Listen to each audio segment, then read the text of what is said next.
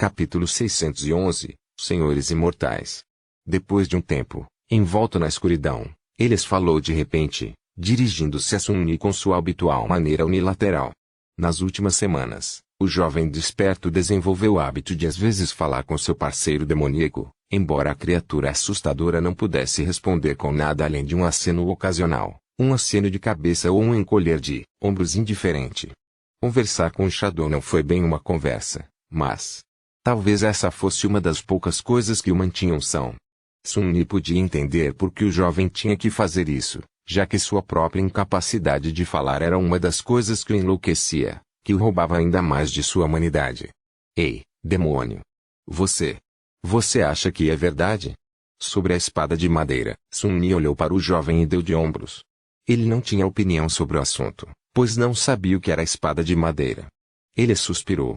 Antes de os Warmongers nos capturarem, eu tinha ouvido falar de suas provas cruéis. Todo mundo em casa ouviu, na verdade. Os horrores do Coliseu Vermelho é algo que todo pai conta a seus filhos, para fazê-los se comportar. Ele ficou em silêncio e depois continuou depois de algum tempo, sua voz uniforme. Mas eles também dizem que há uma maneira de escapar deste lugar terrível. Se alguém for corajoso o suficiente. Se eles forem justos o suficiente. Então eles eventualmente receberão uma espada de madeira e ganharão o direito de lutar por sua liberdade. Sun-Yi se mexeu ligeiramente, inclinando a cabeça. Que belo conto de fadas. O pobre garoto estava se enganando se pensava que os adoradores da guerra iriam simplesmente deixá-los ir. Bravura, retidão. Esses conceitos eram estranhos aos fanáticos insanos. Ou melhor, eles entenderam tudo de forma diferente. Sun-Yi passou o tempo suficiente observando os guerreiros, ou guerreiros, como ele os chamava, para entender que eles não eram pessoas más, ou pelo menos não se consideravam como tal. Sua visão de mundo era distorcida e impiedosamente cruel, mas mais ou menos simples. Eles acreditavam na luta e na glória. Era preciso lutar para alcançar a glória, e a luta em si era a coisa mais gloriosa. Foi por isso que eles ficaram felizes e alegres ao assistir seu novo favorito, Shadow, abrindo caminho pela arena, não importando quem ou o que ele estava matando, Nightmare, criaturas ou seus próprios amigos e familiares. Porque morrer enquanto lutava contra um inimigo esmagador era a mais alta forma de glória. Morrer por suas mãos era um privilégio e uma expressão de virtude. A única coisa mais justa do que ser morto por um inimigo mais forte era matar aquele inimigo. Em sua mente, os guerreiros viam o que estavam fazendo com os escravos não como uma injustiça cruel, mas como um presente benevolente. Os escravos não eram forçados a matar uns aos outros para o entretenimento da multidão. Em vez disso, eles receberam generosamente a chance de trilhar o caminho da retidão e lutar pela glória. Era por isso que Sun-Yi achava que nenhum dos escravos jamais teria permissão para sair do Coliseu. Fazer isso seria o maior pecado, uma ofensa vergonhosa que os belicistas, em sua perversa benevolência, nunca infligiriam a seus prisioneiros. Para eles, isso teria sido a forma mais vil de crueldade. Malditos lunáticos. Sun-Yi não tinha certeza de que todos os seguidores do deus da guerra fossem tão bizarros. Na verdade, ele tinha certeza de que essa seita assassina havia nascido aqui, no Reino da Esperança. Os escravistas que ele conheceu no primeiro pesadelo adoravam o mesmo deus, mas não eram nada parecidos com esses fanáticos jurados de batalha. O Reino da Esperança era um lugar muito estranho, pelo pouco que ele havia reunido das palavras de Elias. Sun-Yi agora sabia que havia sido enviado a um período de tempo cerca de 1000 anos após a destruição do Reino Real pelo Deus Sol.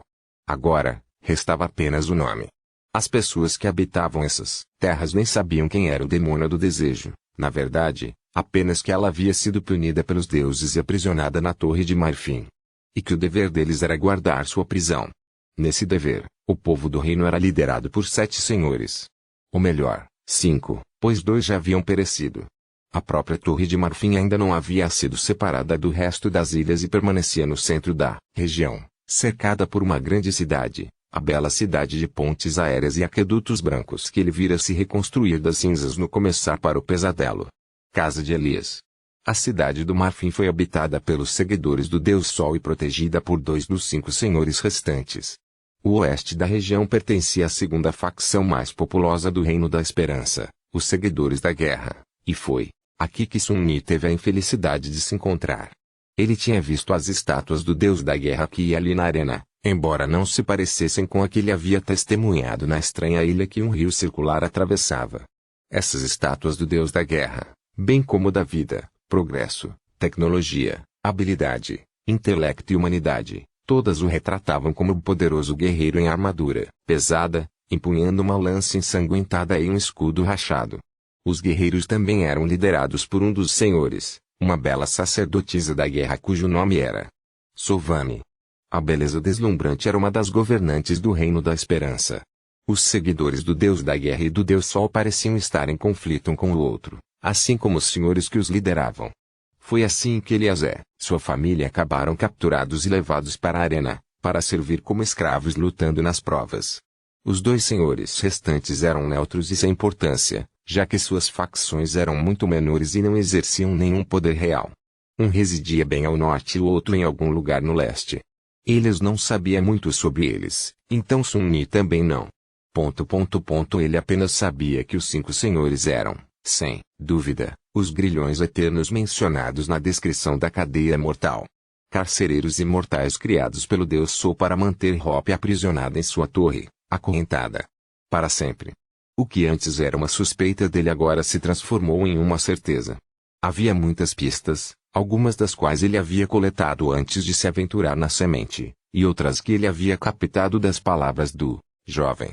E talvez, apenas talvez, esse conhecimento pudesse ajudá-lo a ganhar liberdade. Capítulo 612, Coliseu Vermelho. Espada de madeira. Lute por sua liberdade. Sun-Ni se mexeu ligeiramente, fazendo sua jaula balançar, e olhou para eles.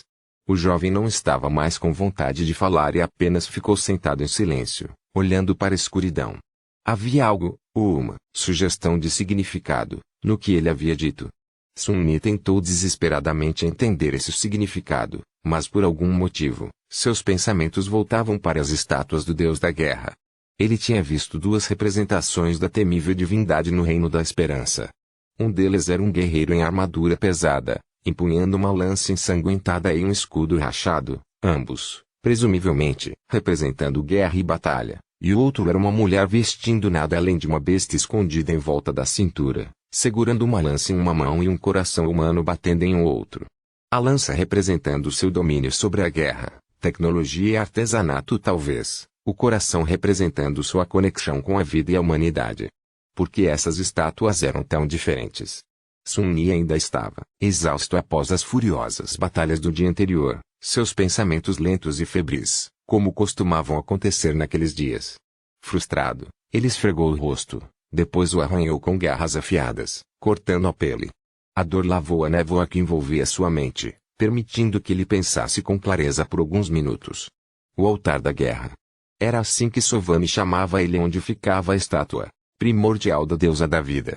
E essa era a palavra certa. Essa representação da divindade parecia muito mais primitiva, bestial, antiga. A própria estátua também parecia incrivelmente antiga. Muito mais antigo do que as estátuas do poderoso guerreiro. Na verdade, parecia tão antigo quanto o próprio Coliseu Vermelho, ou talvez até mais antigo. Velho o suficiente para ter sido criado antes que o Reino da Esperança fosse destruído e transformado em uma cadeia de ilhas flutuantes pelo Deus Sol, como era hoje, e seria milhares de anos no futuro. Porque Hope teria um monumento a um dos deuses em seu domínio. Bem, a ideia em si não era tão estranha. Deuses e daemons nem sempre estiveram em guerra, afinal. Na verdade, o príncipe do submundo tinha um santuário para a deusa dos céus negros, Deus da tempestade, em sua própria torre, apesar do fato de que mais tarde ela se tornaria sua inimiga mortal. Então essa pergunta não era importante. O importante era que Sun-Ni não conseguia parar de pensar na estátua, por algum motivo. Tão antigo quanto o próprio Coliseu Vermelho. De repente, Sun-Ni inclinou a cabeça. O anfiteatro branco e a arena que ele cercava também eram o abandono do verdadeiro Reino da Esperança. Ele havia percebido esse fato um tempo atrás, parcialmente pela aparência deles, e parcialmente pelo quão profundas e antigas algumas das sombras escondidas nos cantos da masmorra pareciam. Na verdade, Sun-Ni suspeitava que o teatro nem sempre fora uma arena de batalha. Isso o lembrou da gigantesca pedreira nas raízes das montanhas ocas, onde os 7 heróis da Costa Esquecida escavaram pedras para construir as poderosas muralhas de sua cidade e o próprio Pináculo Carmesim. A cidade do Marfim também deve ter sido construída com algo. Então este lugar deve ter sido uma pedreira semelhante, uma vez, e serviu como fonte das pedras brancas usadas para construir aquelas pontes aéreas e aquedutos. Mais tarde, foi transformado em teatro e, mais tarde ainda, os belicistas usurparam aquele teatro e o transformaram em arena, encharcando as pedras antigas com tanto sangue que ficaram vermelhas. Seus olhos negros se estreitaram. É isso. Deve ser isso. Todo esse tempo, Sun-Yi foi atormentada por uma questão paradoxal. Uma questão que foi de extrema importância para suas tentativas de ganhar a liberdade. Se esta era uma época em que o feitiço do pesadelo ainda não existia, então como Sovani poderia colocá-lo em uma coleira capaz de cortar sua conexão com o feitiço? A coleira era uma simples peça de metal encantado, sem fechadura ou qualquer outra forma de abri-la. Era quase impossível danificar ou destruir, mas o encantamento em si não era muito complicado. Sun-Yi podia sentir que não era. O que fez, no entanto, foi amarrá-lo aos vastos e incrivelmente poderosos encantamentos da própria arena. Esses encantamentos foram aproveitados pelos Warmongers para manter as gaiolas, impedir que os escravos escapassem por qualquer meio, mundano ou mágico, e garantir que eles se comportassem enquanto eram transportados para aí, muito raramente, de volta da arena. Sua incapacidade de se conectar ao feitiço quase parecia um efeito colateral dessas medidas. Mas o que poderia interferir no feitiço, quanto mais acidentalmente? E agora, ele sentiu como se tivesse encontrado a resposta. Se o Coliseu Vermelho não foi, de fato, construído pelos guerreiros, mas apenas usurpado por eles, então estava realmente muito claro. A feitiçaria de outro daimon poderia. Se o demônio do desejo fosse o criador original do teatro, então os encantamentos deixados por ela provavelmente fariam o trabalho de mexer com o feitiço tecido com as cordas do destino por seu irmão mais velho. Sun-Yi mudou de posição, agarrando-se às barras da jaula. De repente, uma emoção poderosa explodiu em seu peito, enchendo seus músculos com força renovada e sua mente com determinação desesperada. Ter esperança. Era esperança. Ele não pensava mais nisso como veneno. Não. Foi o contrário. Um antídoto mais poderoso. Se o feitiço tivesse sido criado por Éter, e os encantamentos interferindo nele criados por Hopi.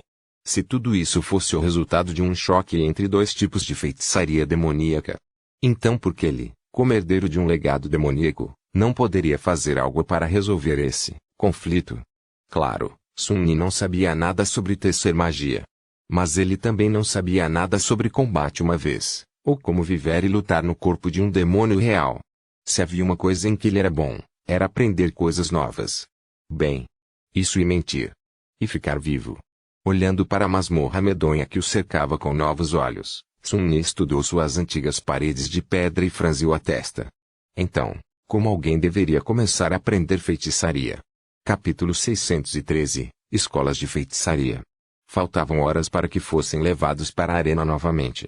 Sun-Yi olhou atentamente para as paredes da masmorra, como se esperasse descobrir alguns segredos das pedras antigas. Mas o que ele poderia ver? Eram apenas pedras velhas. Não havia nada de interessante em sua superfície. Nem havia nada de interessante abaixo dela. Depois de um tempo, Sun-Yi respirou fundo e sentou-se novamente, tentando ficar o mais confortável possível na gaiola estreita. Então, ele desligou seus sentidos, afastando a presença de incontáveis abominações que o cercavam, o fedor da prisão, a dor em seu corpo exausto. Tudo o que o distraía de pensar. O que eu sei sobre feitiçaria? Essa foi uma pergunta assustadora. Até a própria palavra era enganosa. Os humanos de seu mundo usavam para descrever qualquer aspecto capaz de causar dano direto aos oponentes, em vez de aumentar a capacidade de combate do desperto, especialmente aqueles que podiam fazê-lo à distância. Mas não era isso que Sun-Yi queria. Não, o que o interessava não era o tipo de habilidades que existiam dentro da estrutura familiar dos poderes sobrenaturais, mas os próprios meios usados para criar essa estrutura, ou pelo menos aqueles que existiam fora do reino dos aspectos. Aquilo, para ele, era a verdadeira feitiçaria. Mas também existem diferentes tipos de feitiçaria. Quais são os que eu testemunhei? 3 vieram à mente. O primeiro ele conhecia melhor, os Peleave, que ele acreditava ser a feitiçaria da própria Eomer. O próprio feitiço foi criado a partir dele, assim como todos os itens mágicos que o feitiço deu aos despertos, memórias e ecos. Essa era a magia que todos os humanos conheciam e muitos acreditavam ser o único tipo que existe. Sun-Ni, no entanto, já havia aprendido que feitiçaria não era sinônimo de feitiço e que havia maneiras de criar magia diferentes do feitiço. O primeiro deles, ele testemunhou dentro do eixo Wolfsaint, que tinha restos de um tecido muito mais primitivo escondido sob o padrão usual de cor das etéreas antes de transformá-la em uma sombra. Mais tarde, ele encontrou o mesmo tipo de trama alienígena dentro das paredes da Ebonitoer. Este tipo de feitiçaria pertencia ao príncipe do submundo, o irmão mais novo de Eomer.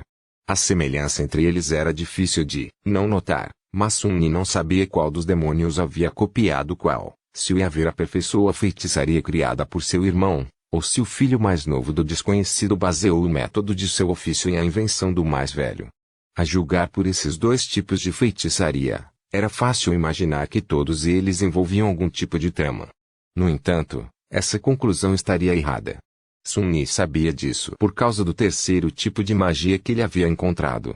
A criação milagrosa do Deus Sol, a faca de obsidiana que ele havia tirado do altar branco do santuário de Noctis antes de partir para o Templo da Noite, e agora descansava, inacessível, no fundo do Corvetos Coffer. A faca negra não tinha trama escondida sob sua superfície. Em vez disso, estava cheia de brilho ofuscante, como se abrangesse um oceano ilimitado de essência da alma, com uma única corda do destino colocada na luz imaculada enquanto se dobrava sobre si mesma infinitamente e formava um círculo sem fim. Essa era a feitiçaria do Deus Sol. Se o milagre divino pudesse ser chamado de feitiçaria. De qualquer forma, a faca de obsidiana, e mais tarde, a de madeira que ele usou para matar Sylvane, provou que não era necessário basear sua magia em algum tipo de trama. Esta foi apenas a maneira única de Eomer lançar o dele, e seu irmão o seguiu. Então, a feitiçaria de Hope também pode ter sido completamente única. Presa na gaiola de ferro, Sun-Ni franziu a testa. Como ele deveria procurar por algo que poderia se parecer com qualquer coisa? Pensando bem, havia outro tipo de feitiçaria que ele havia encontrado. Ou melhor, vários diferentes, todos unidos pelo mesmo método de criação, a magia rúnica. A primeira vez que ele o viu foi embaixo da catedral em ruínas da Cidade das Trevas, em uma pequena cela onde um cadáver usando a máscara de Eomer havia sido acorrentado dentro de um círculo quebrado. Esse círculo foi esculpido no chão de pedra, cercado por inúmeros símbolos que Sun-Ni não havia reconhecido.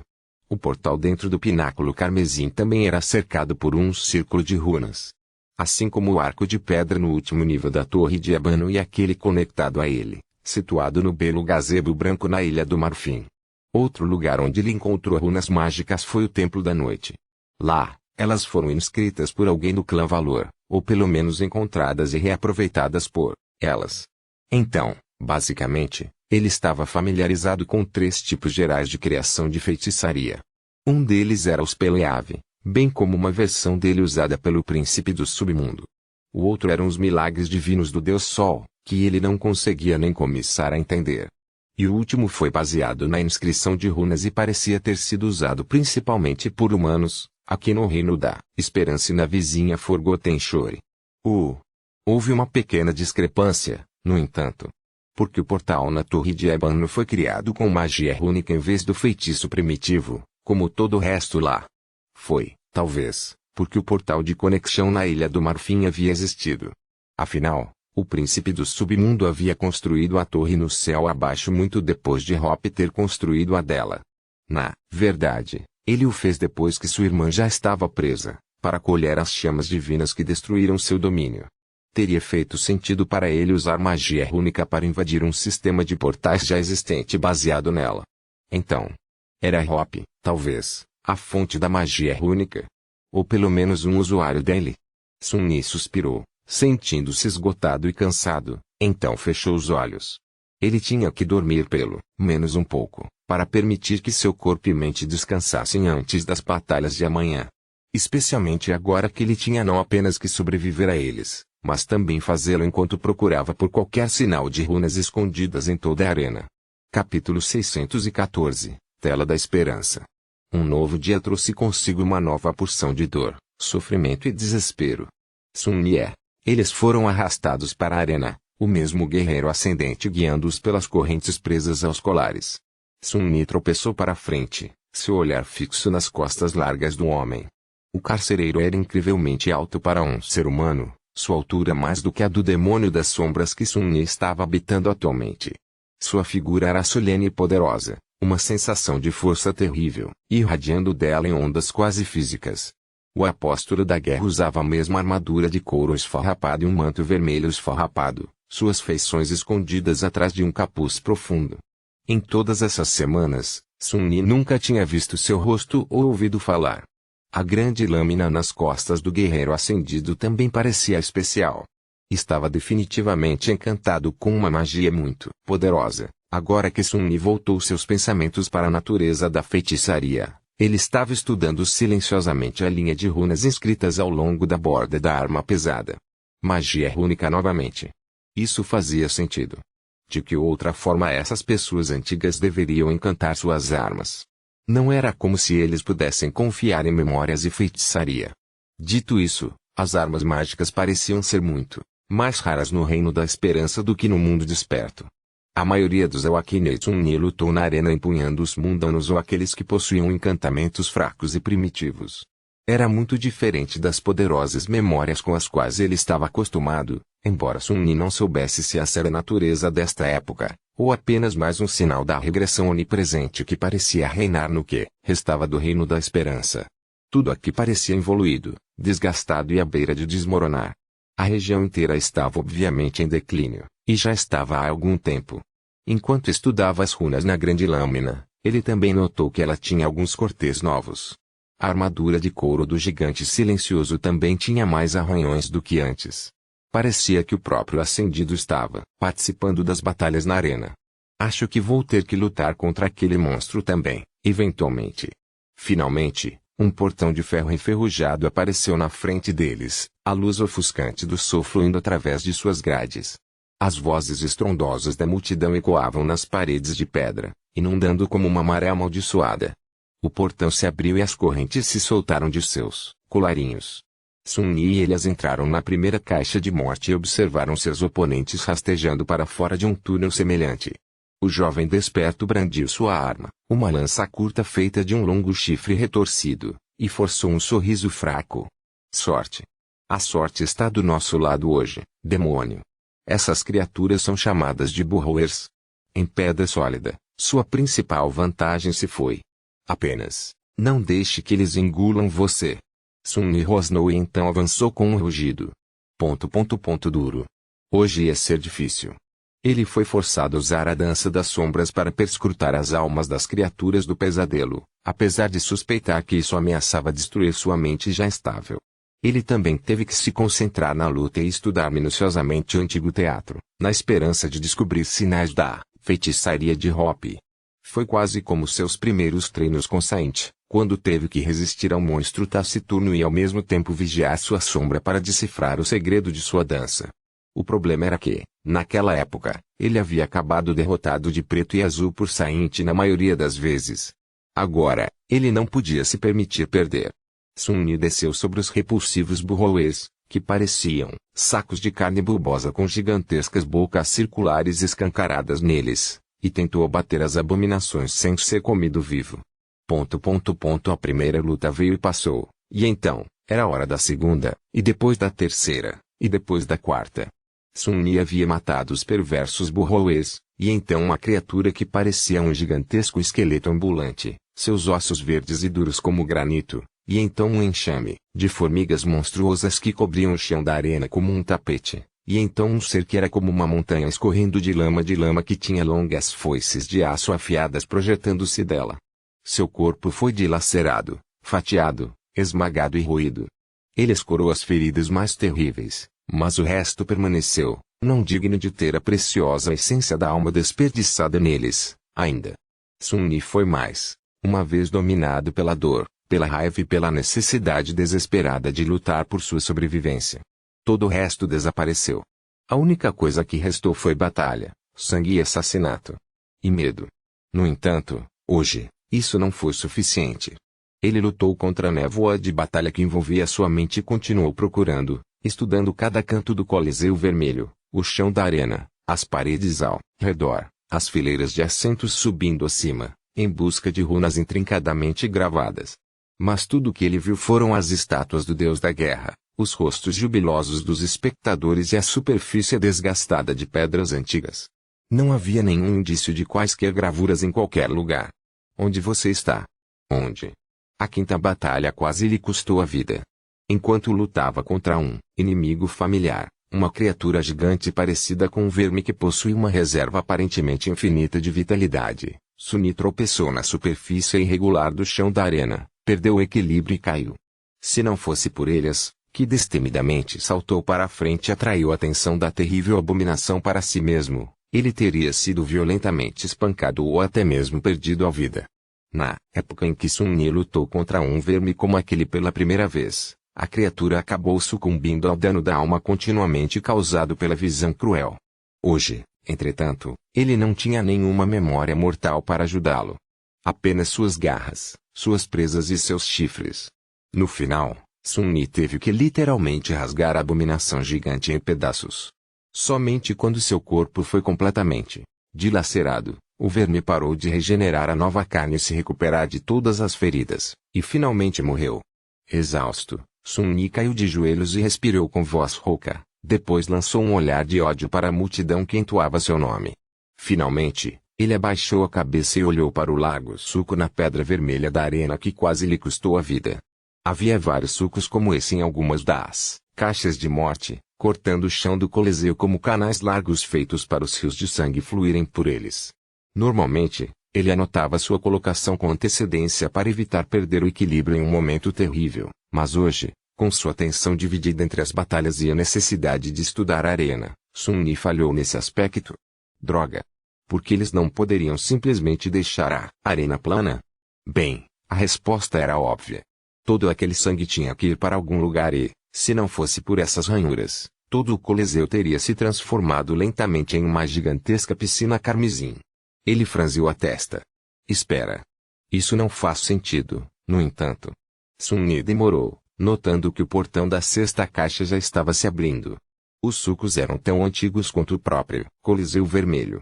O que significava que eles estavam aqui muito antes de os belicistas começarem a realizar seus julgamentos de mentes aqui. Muito antes do nome Coliseu Vermelho ser dado a ele. O que significava que essas ranhuras haviam sido cortadas na pedra quando ela ainda era de um branco imaculado e não havia sangue derramado nela. Então, servir como canais do que levavam sangue não poderia ter sido o propósito deles. Os olhos sem luz de Sun se estreitaram. De repente, ele percebeu seu erro. Todo esse tempo, ele estava procurando pelas runas mágicas enquanto esperava que elas se parecessem com as vezes anteriores em que as encontrou, intrincadas, pequenas e numerosas, organizadas em formas e padrões. E, no entanto, ele não encontrou nada. Mas, na verdade, as runas estavam bem na frente dele o tempo todo. Ou melhor, sob seus pés. Ele era muito pequeno e insignificante para notá-los, como uma formiga rastejando em uma vasta pintura e não conseguindo ver a imagem inteira pelo que era. Não havia círculos de runas intrincadas esculpidas em nenhum lugar do Coliseu. Em vez disso, toda a vastidão da antiga arena era um círculo rúnico, uma tela que Hopi usara para criar sua feitiçaria. Ele estava de pé sobre ela. Capítulo 615 Runas Antigas. As runas que Hopi usara não eram pequenas, intrincadas e elaboradas. Em vez disso, eles eram gigantes, abrangendo toda a largura da arena encharcada de sangue e guiavam inundações torrenciais de energia da alma em vez de finos fluxos para criar encantamentos inimaginavelmente poderosos. Uma vez que Sun sabia onde procurar, não demorou muito para começar a perceber um padrão e significado na colocação e direção dos sulcos cortados na pedra antiga. O problema era que seu alcance era grande demais para ser percebido do chão da arena. Ele teria sido capaz de ver todas as runas, talvez, do topo do anfiteatro. Mas os lutadores nunca foram autorizados a deixar o campo de batalha, a menos que fosse para retornar ao calabouço. Na ausência de uma visão aérea, tudo o que ele podia fazer era tentar compilar as peças desconexas do quebra-cabeça em sua mente. A essa altura, Sun havia lutado na maioria das caixas da morte na arena, exceto algumas. Depois de derrotar outro grupo de Warmongers e ser jogado de volta na jaula, ele passou a noite inteira tentando se lembrar de cada um dos palcos em que derramou sangue e o padrão das ranhuras no chão. Era como montar um quebra-cabeça complicado, só que em vez das peças reais, tudo o que ele tinha eram memórias fragmentadas delas. Felizmente, sua memória sempre foi boa. Na verdade, depois de se tornar um desperto e ter a oportunidade de interagir com muitas pessoas diferentes, muitas das quais eram muito inteligentes e educadas, Sun-Yi percebeu que sua capacidade de memorizar coisas instantaneamente era um tanto antinatural, mesmo entre eles. Antes, ele apenas presumia que todos poderiam fazer o mesmo. Ainda assim, ele precisava ter prestado atenção em alguma coisa para se lembrar dela, o que não acontecia com todos os sucos, apenas aqueles que por acaso surgiam em seu caminho. Além disso, ele também estava tendo problemas para determinar como as caixas de morte de formato irregular estavam situadas umas em relação às outras, já que isso não era algo em que ele havia pensado antes. A tarefa de criar uma réplica tridimensional perfeita de toda a arena em sua mente não foi fácil. Nos dias seguintes, ele ficou um tanto distraído enquanto lutava contra as criaturas do pesadelo no Coliseu Vermelho, confuso pelo fato de que seus inimigos estavam ficando cada vez mais fortes à medida que todos os escravos mais fracos eram massacrados lentamente. Seu desempenho foi prejudicado. Isso significava mais ferimentos, mais dor e mais tormento. Às vezes, ele se sentia totalmente derrotado, quebrado e sem esperança. Sun-Yi estava familiarizado com o sofrimento e as dificuldades e experimentou uma parte justa da angústia horrível em sua vida. Mas o julgamento do Coliseu Vermelho acabou sendo um inferno tão terrível que até ele estava tendo dificuldade em suportar seu fardo. Era simplesmente muito cruel, muito odioso, muito vil. E aquela angustiante tortura não terminaria até que ele desistisse. Mas ele não o fez. A estranha tarefa de perscrutar os segredos do demônio do desejo o manteve em movimento, não importa o quão ferido seu corpo e quão quebrado seu espírito se tornasse. Era quase como uma obsessão. Sun-Yi continuou a lutar, matar e sofrer. E estudar as pedras antigas. Sua condição mental piorou tanto que até mesmo Elias, que estava passando por sua terrível provação, percebeu que algo estava muito errado com seu taciturno parceiro demoníaco. O jovem tentou encorajar a criatura das sombras o melhor que pôde, mas o que ele poderia dizer para acalmar o desespero esmagador de sua situação? Eles foram escravizados, trancados em gaiolas e forçados a lutar por suas vidas contra um enxame de monstros mortais, apenas para serem jogados para trás das grades de ferro, alimentados com a carne crua das abominações que acabaram de matar e passar por todo o pesadelo, novamente no dia seguinte, sem esperança de escapar, exceto pela morte. Por ser morto e comido pelos outros prisioneiros do Coliseu Vermelho. Até seus captores pareciam estar presos no Coliseu, acorrentados no mesmo ciclo vicioso e condenados a compartilhar o mesmo destino de seus escravos. Dentro deste antigo teatro, reinavam apenas derramamento de sangue e loucura. E, no entanto, tudo isso não foi em vão.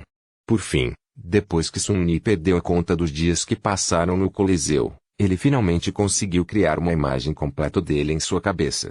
Com isso veio a compreensão das formas das runas gigantes que foram cortadas na pedra encharcada de sangue.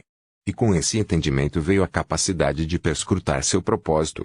Depois de aprender a forma e a posição das runas, Sun-Yi conseguiu espiar sob a superfície da pedra e ver sua função. A habilidade sempre esteve dentro dele, escondida nas profundezas de seus olhos mudados. Ele simplesmente não sabia para onde e como olhar, como se não tivesse consciência de sua habilidade de ver os núcleos da alma das criaturas antes de colidir com Mordred dentro do mar da alma. Armado com um novo conhecimento, Sun-Yi foi capaz de perceber vastos rios da essência da alma fluindo sob a arena e através de suas paredes, seguindo caminhos intrincados esculpidos por imensas runas. No final, era isso que a feitiçaria era, a habilidade de guiar e mudar energias ocultas, na maioria das vezes a das almas, para expressar a vontade de alguém sobre o mundo. Os encantamentos eram simplesmente expressões da vontade do encantador. As runas eram os blocos de construção com o qual o encantador manipulava o movimento da energia para atingir seu objetivo. Mas de onde vinha toda essa energia da alma? A princípio, Sun-Yi presumiu que o rei de Colossal era semelhante ao Crimson Labirinto e se alimentava das almas das criaturas mortas dentro dele. Escravos massacrando uns aos outros na arena devem ter fortalecido a feitiçaria que os escravizou pelo próprio ato de abate. Mas depois de observar o fluxo da essência da alma através da estrutura antiga por um tempo, ele percebeu que sua teoria inicial estava errada. Em vez dos lutadores, era a multidão de espectadores que alimentava os encantos. Era seu júbilo, sua euforia, sua emoção sincera que era a fonte de todo o poder que fluía pelo antigo teatro. Claro. Porque o demônio do desejo basearia sua feitiçaria na morte. Seu domínio foi construído sobre sonhos, emoções e paixão. Foi somente depois que os seguidores do deus da guerra usurparam o Coliseu que o assunto de toda essa paixão se tornou batalha, derramamento de sangue e assassinato. O estado atual da arena não era como deveria ser. Foi roubado, pervertido e transformado em algo totalmente diferente. Corrompido. Mais de um mês já havia se passado desde que Sun-Yi entrou no segundo pesadelo. A masmorra estava ficando cada vez menos lotada. A maioria dos prisioneiros mortos há muito tempo nas pedras ensanguentadas da arena. O fim das odiosas provas, seja lá o que deveria ser, estava se aproximando. Agora, ele conhecia o princípio básico de como funcionavam os encantamentos que o mantinham, preso ao Coliseu Vermelho. Então, a questão era, como ele deveria usar esse conhecimento para escapar.